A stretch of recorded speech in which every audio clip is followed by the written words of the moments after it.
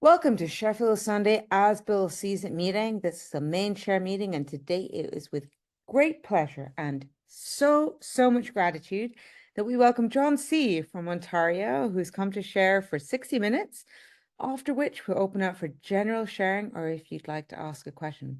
Thank you, John. It's been wonderful to have you here with us, and the floor is yours.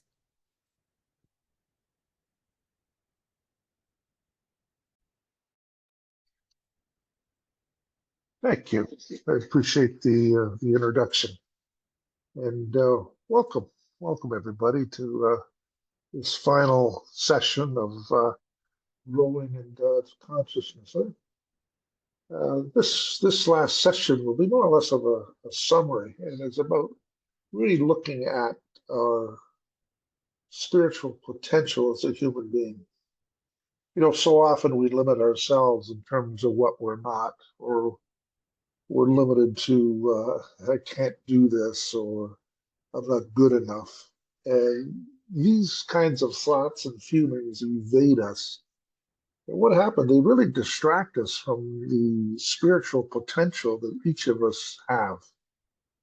And although I'm not an authority on this, I claim no authority on spiritual matters. But it's been my experience that when I began to notice that there was something in the universe that is acting on my behalf, in a sense, providing me with what could call grace, that there was an opportunity for me to be more than I could ever imagine myself to be. But at some level, I knew that I was capable. So, oddly enough, and there's a lot of paradoxes in this. You know, sometimes we think if we try harder or we know more or we're more active, we then can be liberated. And it's like a dog chasing its tail; it can never quite catch up. And the real true solution here, and I could have ended off this 6 sessions ago by simply saying surrender. And to experience surrender, not as a word, but as an experience, to allow this influence to enter our lives, to guide us and direct us, knowing full well that we are greater than our ego presents, that we are someone or something in the background of all that learned experiences.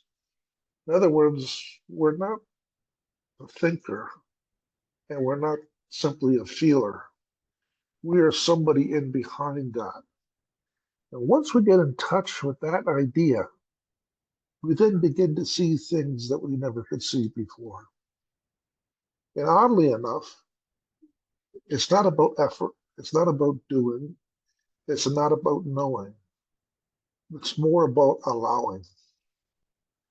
So, what I wanted to present some ideas to you in the last 6 months, hard to believe it's been 6 months, was just to for you to look at what's available to you here right now, and begin to see in the present moment who you are as a human being. Now, I call that the sacred identity. We get in touch with our purpose, our values. We accept the fact that we are imperfect and that we have defects of character, because we understand that no human being is perfect. We understand that.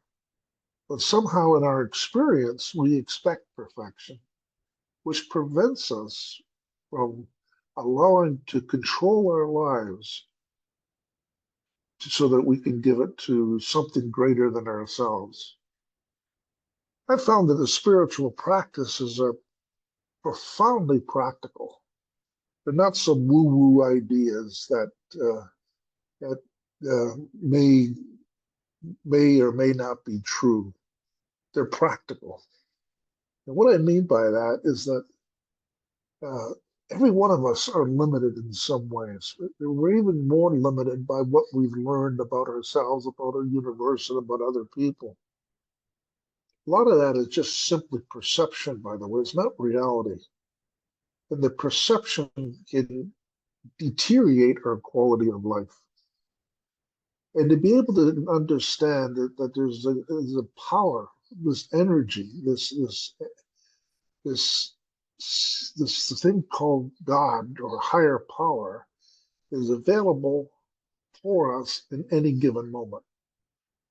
You don't have to wait to be in step 10 or 11 or 12 or have numbers of days of sobriety. You don't. You can simply start practicing this idea today in this moment. And I like to think about for this idea is so powerful to me that when I what we could call ground myself or get into the present moment, I begin to see things that I couldn't possibly see as my mind was wandering. And just to do a short exercise, I'd like you to go inside for a moment, go internal, and recognize that there's a whole world externally, and there's a whole bunch of things that are occurring around us. But I want you to pay attention to the internal. And I want you to now consciously look at your breath. Just feel your breath going in and going out. And you can see how quickly we can get in the present moment by just doing some very simple breath work, not effort. It doesn't take a lot of time. We can do it immediately. Now, as we're paying attention to our breath, what we begin to realize is that we are a living being, an organism available to grow, to learn, to appreciate, and that there's something existing in us that's absolutely divine. There's something there, that seed. I call that the hounds of heaven. The hounds of heaven sometimes nag us. They nag us in the sense that they expect more of us than what I'm actually doing. And sometimes they are affirming that you're in the right place. So as you're going internally, you begin to feel that the presence of God exists. It just exists. It's a simple truth that somehow in our consciousness, there is something absolutely available to us that is healing, that provides us with our potential and our capability, our grace, that we've been given certain values and we have purpose for living. You know, often I used to think that why did I become an alcoholic? What was wrong with me? Why am I broken? Now, as many years as I've been sober, I've come to realize that experience was provided to give me some sort of perspective on my life, and perhaps that I could be an agent of assistance for other people. So today I appreciate that experience. I began to see how my experience really could assist other people simply because I went through that experience. So for a long time now, I had never asked myself why. What I come to realize that I'm grateful for it. And I'm grateful for going through it and being in recovery. Each of us are presented today with a set of circumstances and situations that we are to give to the world. Our best self needs to be there, but we alone cannot get there. It seems because of our limited view, our egoistic tendencies, or our false self prevents and limits us to reaching our full potential. And there's a bodily response to that. We get frustrated, we're anxious, we're worried maybe. Maybe we're judging. These are the responses, in fact, whether we're trying to control something that we have no business controlling. But when we surrender, not as a passive act, not like giving up, but more like acceptance, when we surrender to something that is more powerful than we can ever imagine, mystical, we begin to realize who we truly are as a human being. And this takes us to participate in this relationship. You know, Wilson said, God is either everything or nothing. And one can construe out of that statement and think that God's going to do everything for us and we really have no place of doing anything. And of course, that would be, in my view, a misquote. Yes, God is everything in a sense of power and causing, but we need to participate in this mystical dance. We need to act out what these impressions or intuitive thoughts are. We need to practice principles. We need to do our side of the walk in life. Yes, God is everything, but He isn't going to do things for us. So just to put it as an analogy, I believe wholeheartedly that God brought me to AA. He caused me to pick up that phone, but I picked up the phone and called. God caused me to enter Alcoholics Anonymous, but He didn't teach me to read the big book or learn the language of the AA philosophy. I had to do that in cooperation with what was causing me. So consider, please, that in the context of spiritual growth, there's two things that have to occur. One is the allowing, the surrendering, and us responding to the energy and the power that's been given to us. This is when there's true congruency in our lives. We are fulfilling what we've always meant to be fulfilled. That we are acting consistent with our purpose and values. And as you continue to be internal, you begin to see what power is available to you. And so I can explain what I think that is for me, it's like the wind in my back. You can imagine how easy it is to walk with the wind in your back. And conversely, how difficult it is when you walk into the wind. So this wind is moving me gently towards purpose and meaning every step of the process. Not for some ultimate goal somewhere out in the future, but for me to experience well-being today and in this moment. That's what's being provided for each of us.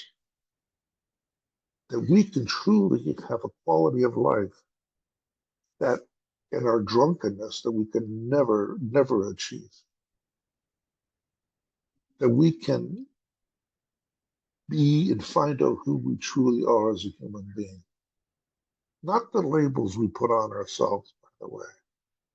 Not the condemnation or the judgment we have about ourselves.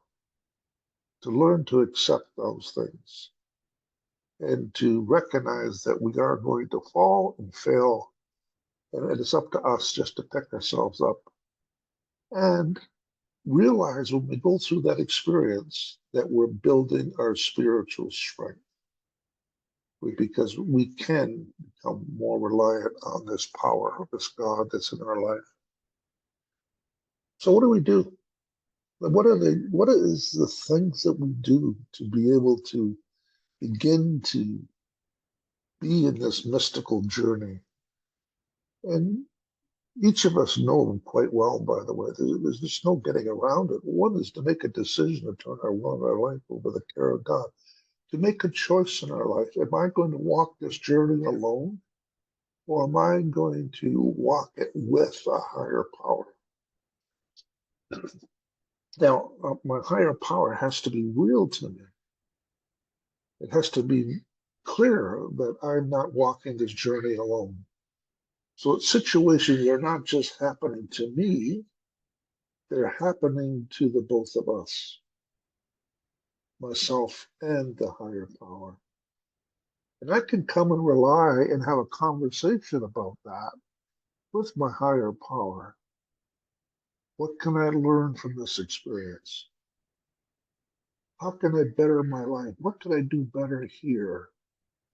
I start asking questions like a dialogue, like a conversation, like a relationship that we have it with this mystical being.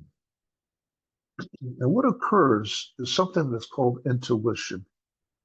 We begin to intuitively begin to get signals, very quietly, mind you, very softly, because we're not used to listening to it. You know, just as a little experiment, if I asked you to point to yourself, where would you point? Invariably, almost everybody points to their heart. They don't point here. That's not who you are. And at some level, we know that. And yet we allow our cognitive ability to rule who we are. There's another whole experience in a human being, the sensing person, the intuitiveness, the generational wisdom that we have and we carry around that somehow we don't hear through the noise of our ego and the external world. I'll just give you an example. I was working with a lady, and we often talk about getting in touch with the heart space. And she was going to send off a letter to the government agency to free herself that she's been hiding from for many years. So she put this application in the mail, put some stamps on it,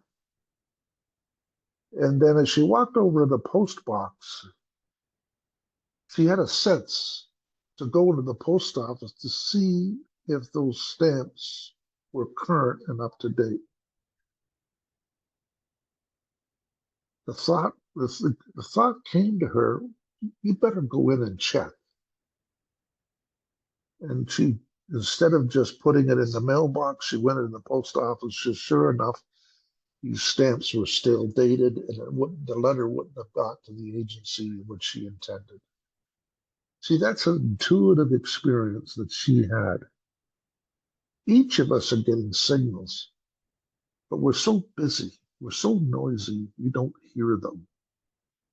So it has to, on our side, needs to be developed. We have to begin to ask, what would my God or my higher power do here? Give me some direction and listen, listen. Don't talk, listen.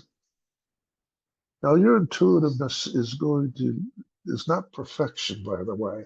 Sometimes we're going to take it as an intuitive thought, but the signals are mixed with our ego. And sometimes it's going to be a wrong decision.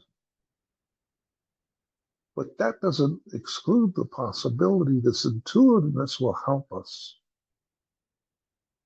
To give you another experience around this, if I think about years ago when I was attempting to stay sober, I would have what would commonly be called as temptation, this compulsion to return to something I knew called alcohol.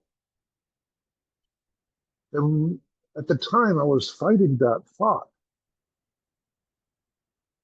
But temptation is where? It is in the head. It is in the mind. It's in the thought. It isn't in the experience of the body or the heart space. So I could either listen to the head or I could ask my heart space, what can I do here? What would you have me do here?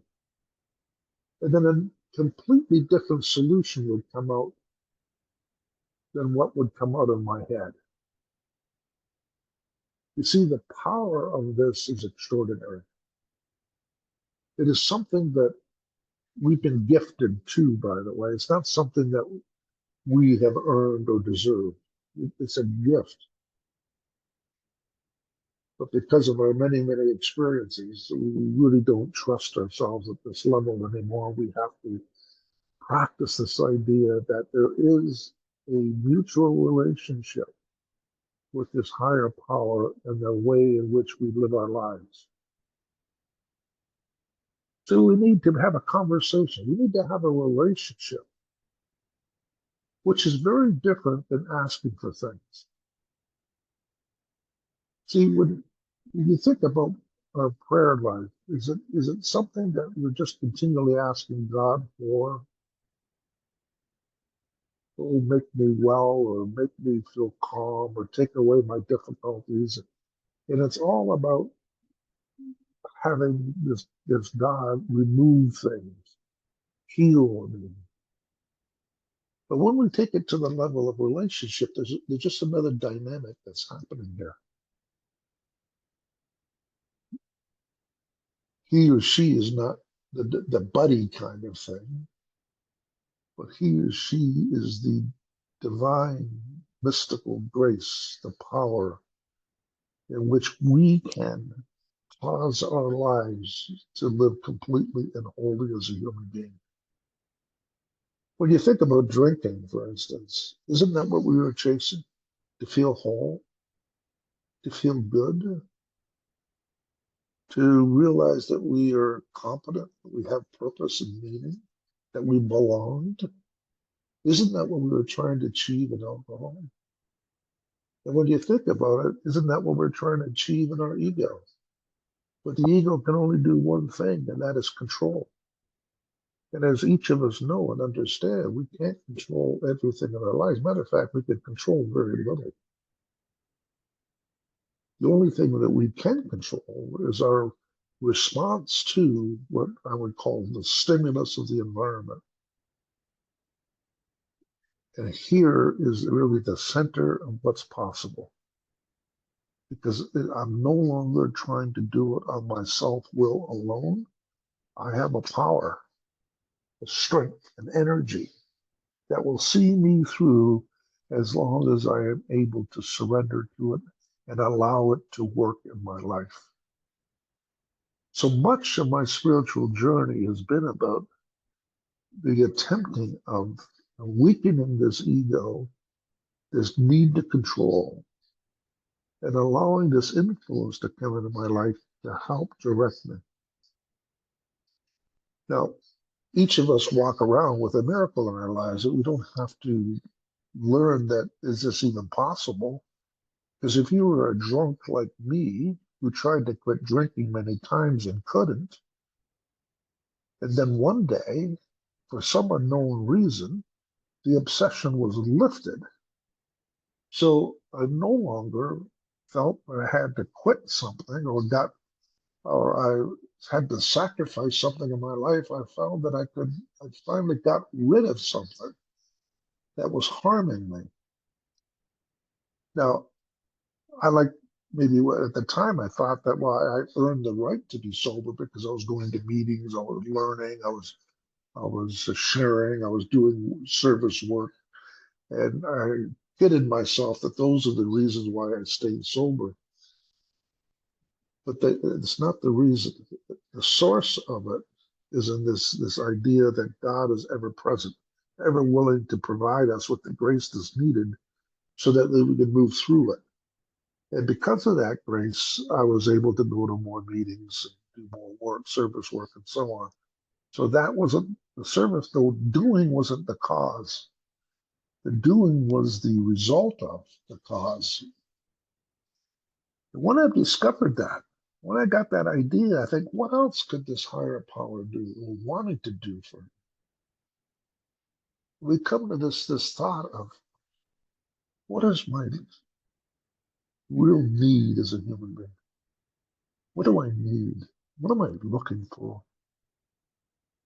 What do I really want? And I think we could answer that question by a very simple, I want to be loved. I want to be loving. This is where the true connection of each of us really desire is to have that sense that I'm worthy and that I can be available for a relationship with others, a loving relationship, a kind relationship with others, so that I can fulfill what I need to fulfill in my life.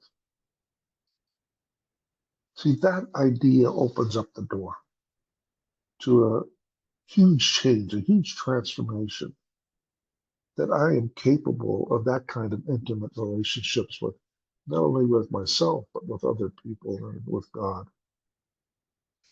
And the thing is, I don't necessarily can cause that, but I can allow it to happen. And how much more proof do I need than the fact that I was able to stay sober a day at a time with this love that existed in me, even though I didn't really realize it, that it was happening? Yeah. See, these are moments of wow in my life. And as I continue in my journey, I took time and did prayer time and meditated and time out of my day to actually have developed this relationship. But it didn't stop there. Today, my life is a prayer. It seems to me that when I think about what I do each and every day, I involve this higher power in my life. I don't settle for things that I want externally, or really get the sense that I get disappointed with other people or anything like that. My sense of this thing is that I'm walking hand in hand in this life with another, with a power greater than myself, to restore whatever needs to be restored, to be in service of whatever needs to be in service, and to really appreciate and to genuinely feel gratitude towards the very breath that I'm taking. You know, I'm 77 years old pretty soon, and I know there's a lot more behind me than there is in front of me. I spent 52 years in the recovery rooms of Alcoholics Anonymous. Oftentimes, there have not been moments of appreciation or gratitude. There have been oftentimes moments of judgment, condemnation, both self and others. And I've come to realize how limiting that is. And I can only think that that insight has been provided in this heart space that I'm referring, this divine or sacred identity that exists in me, that I have been taught what I truly, truly wanted to have happen. And that was to feel loved and be loving. Friends, these are moments, these are milestones of my sobriety that is taken years to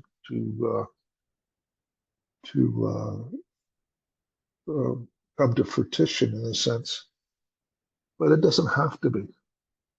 The only reason it took so long for me was that I was so resistant to the idea that I still expected to control my life, that I delayed my spiritual growth a lot of years. I could have had this very early in my sobriety. So my message to you is to practice this surrender, this allowing, this participation in the spiritual journey, knowing that every step you take is with some sort of divine energy that's here to guide and direct you, and to practice that idea, which is really consistent with the 12 steps, isn't it? When you think about step two, where we come to believe in something. Three, we make a decision to turn our will and our lives over to the care of God.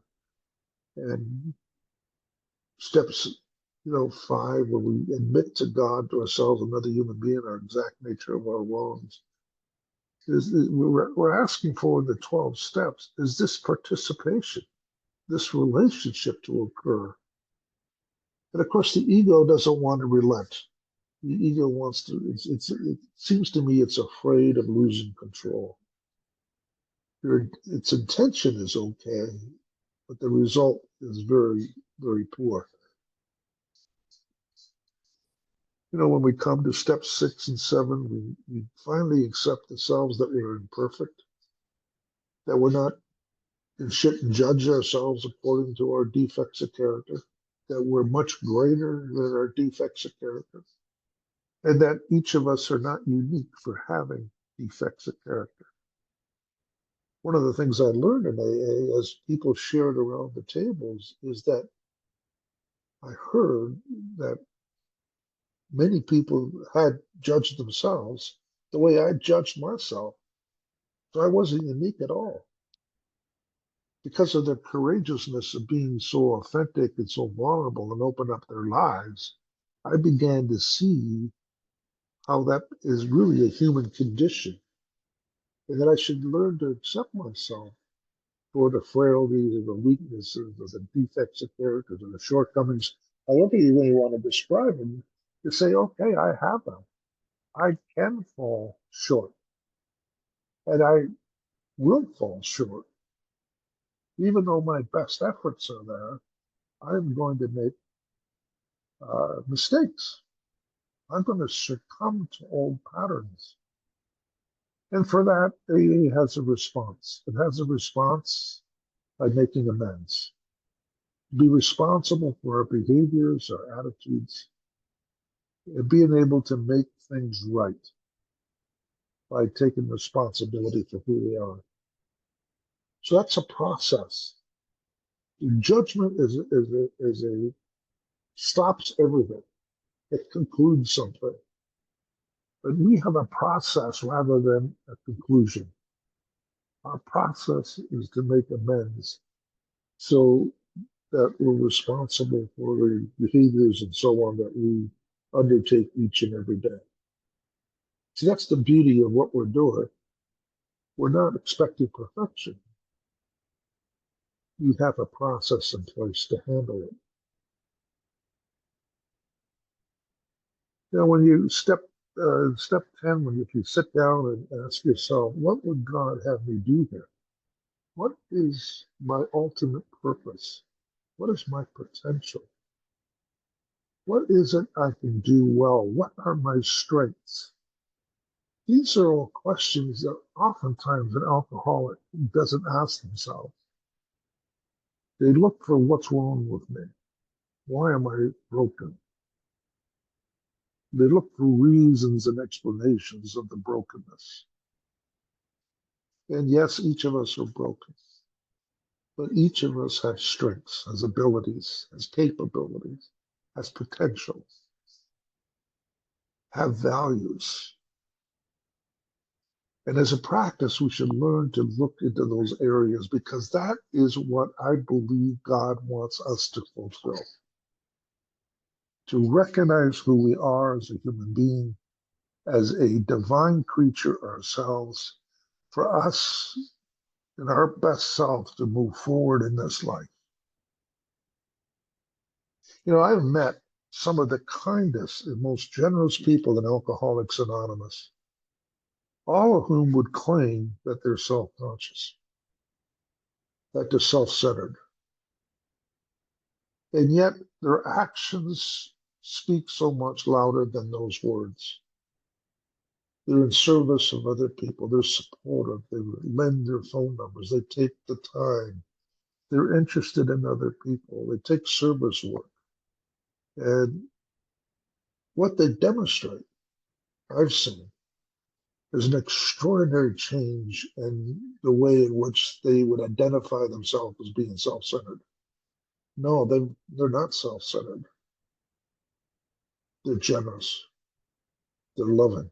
They're kind. These are experiences that as you go in the program and go in the meetings and listen and be a part of, you begin to see God's hand in each of those experiences.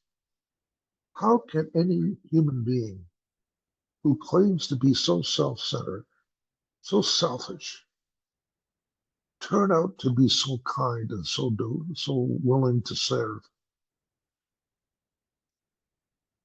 See, that's what's in it for us. You know, we come to Alcoholics Anonymous to learn, at least I came, so I to quit drinking and quit drinking only, by the way. I had no idea that that this experience would change me internally the way it has changed me. I came to AA like everybody else just to stop drinking. And what I found is something completely greater and wider than that expectation. I found home. I found a place where I was always striving to get to mentally and emotionally. I found something that I didn't even know I had. And that me looking for it was a waste of time because I already had it. To come to realize who we are through the silence, through the surrendering of this higher power will change our lives completely. It'll transform who we are. Our spiritual experiences, we begin to see how God is working for us. To experience something so deeply, so moving, so touching, that we think, wow,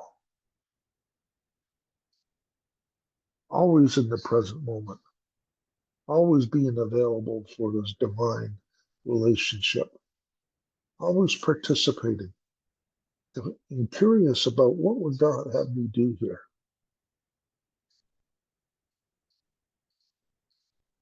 That's when we could take a deep breath and say, you know what? If there's a place to arrive at, I've arrived. And I think once we begin to realize what's possible for us in this relationship, there's a whole bunch of well-being and worthiness that goes along with it.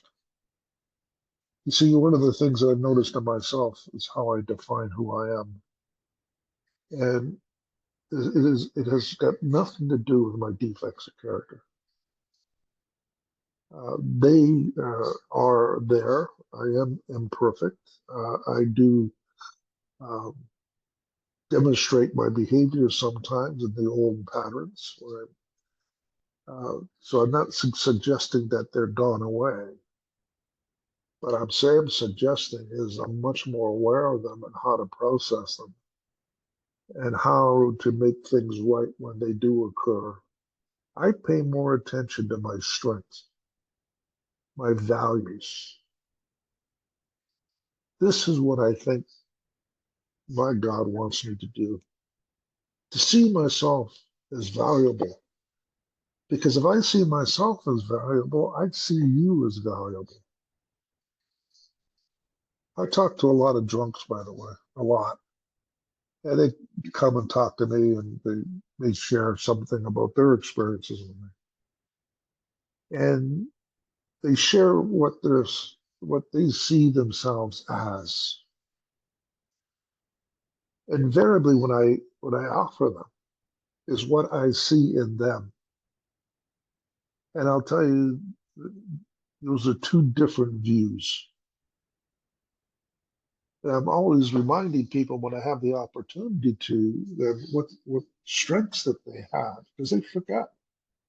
Because they're so used to being in the pattern of I'm not this or I'm not that, or I don't have this, I don't have that, I can't do this, I can't do that. And they forget what they can do. They forget what's possible with this recovery. They forget that this promise to another life is so great, so deep, so wide, because they get lost in the noise of the ego. So, friends, I've seen and witnessed and experienced myself a transformation that is truly amazing. So, to close off my share with you today is I hope something they may have said in the last 6 months that had you look in the mirror and become curious about what this power could do for you. See, I have no illusion. I don't have the power to influence or persuade you to do anything. And I'm not here to do that. I'm simply here to share my experience. But my hope is that you begin to become curious about who you are as a deeper human being, what you're capable of. Kind of like coming from a dark room and turning the lights on. The dark room represents what you're not, or what you can't be, or what you think you can't be, or what's wrong with me. And turning the light on in a sense that there is a mutual relationship here that will shine the light on your promise, on your sacred identity. So you begin to see who you are rather than who you're not. That would be my hope. So I'd like to thank Young and his group to invite me to share my experience with you over the last 6 months. I've enjoyed being here with you. I've got a lot of nice notes coming back to me, and which I truly do appreciate. One thing you can count on is that you'll be in my prayers every night, even though I may not know your name and you and I've never talked. But I'll be pointing to you in some spiritual way to protect you and guide you, to be with you so that you begin or continue to grow in your journey. God bless each of you. Thank you for your generous listening.